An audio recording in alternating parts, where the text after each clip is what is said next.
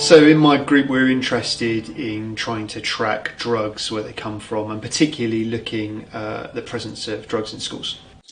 So this is a device that we've developed for detecting spice and THC in vapes and vape liquids, and actually in edibles as well. And the idea is that police forces or other groups can have something like this so that they can test what's coming out of the school. So, you know, Rachel will show us.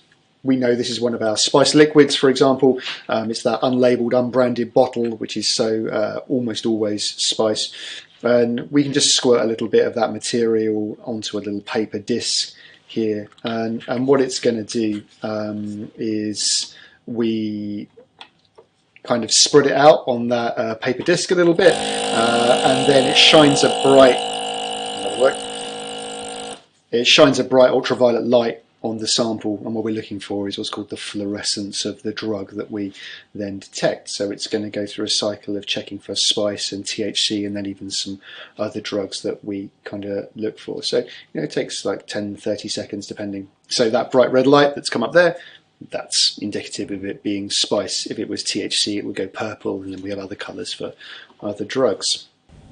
Could you tell us what spice is? Could you sort of explain it? So spice is a synthetic man-made drug, and it was originally developed to try and kind of be a mimic of cannabis, so to work in the same way in the brain that cannabis does.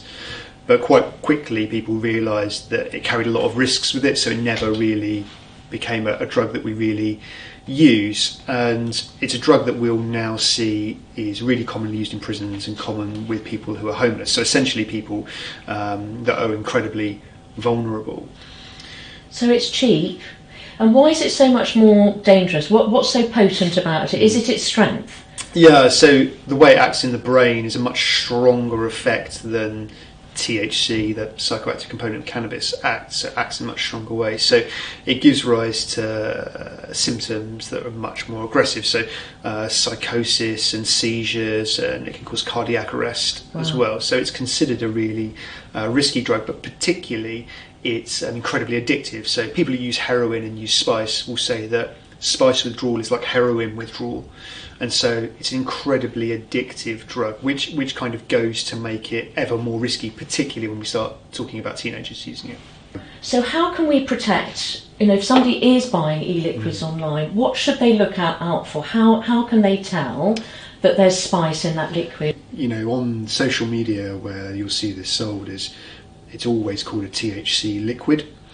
So, and if it presents as something like this, you know, truly a vape liquid, and moves around like a liquid, and there's lots of videos of them, it will not be THC, it will be spice. If it's an unlabelled bottle like this, it will be spice, never THC.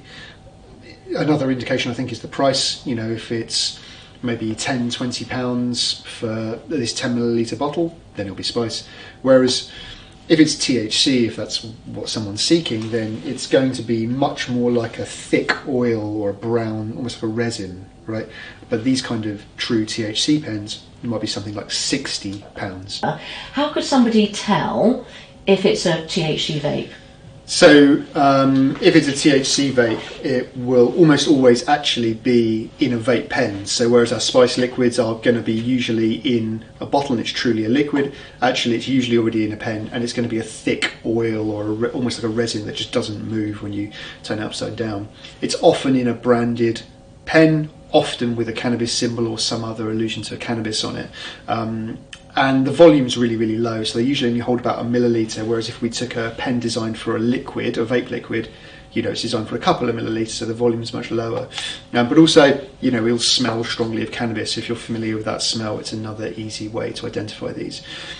It's a really expensive product, so only 1% of what we find in schools are THC vapes, because they're about £60 for a vape, whereas 13% of what we find is actually spice, just because it's so much vastly cheaper. And what are the side effects of using spice, you know, by mistake, you know, like that? Yeah, I mean, I think, you know, they can be quite acute. So psychosis, so really big changes in behaviour, seizures in particular, lots of teenagers collapse after they use it, can have heart problems, you know, we've had reports of people stop breathing, things like that, so it's really very, very risky. They're illegal, you don't know what the strength is of the THC in them? Yeah, they can, so this is an example of a few pens, but you really won't know how strong they are, and it can vary hugely. And of course, the stronger it is, the riskier it is to drug. Brilliant.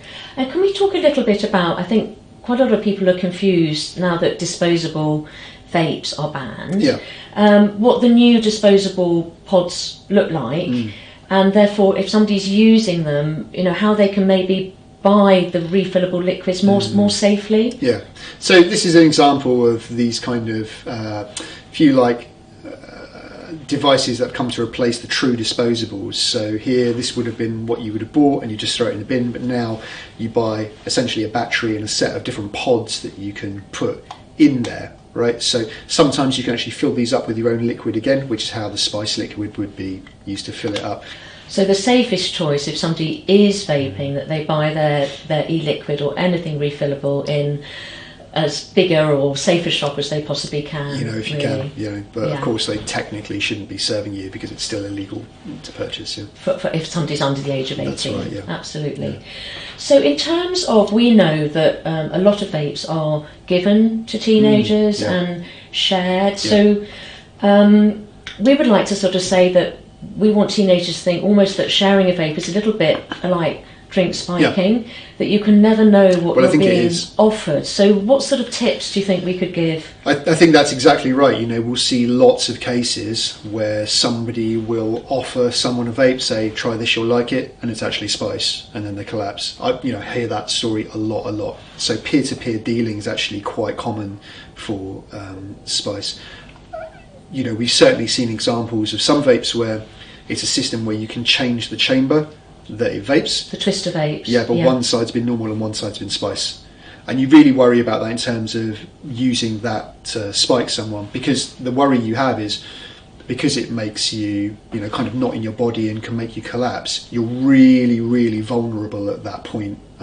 So I do think of it exactly like spiking, and I think that is that message to say, don't be sharing vapes. Yeah. So especially at parties or like going off to Freshers Week, outside the pub, if somebody you've recently met, even like first dates, to be as mindful as you would be with your drink, really. I think if you treat it exactly how you treat drink spiking, treat it in exactly the same way.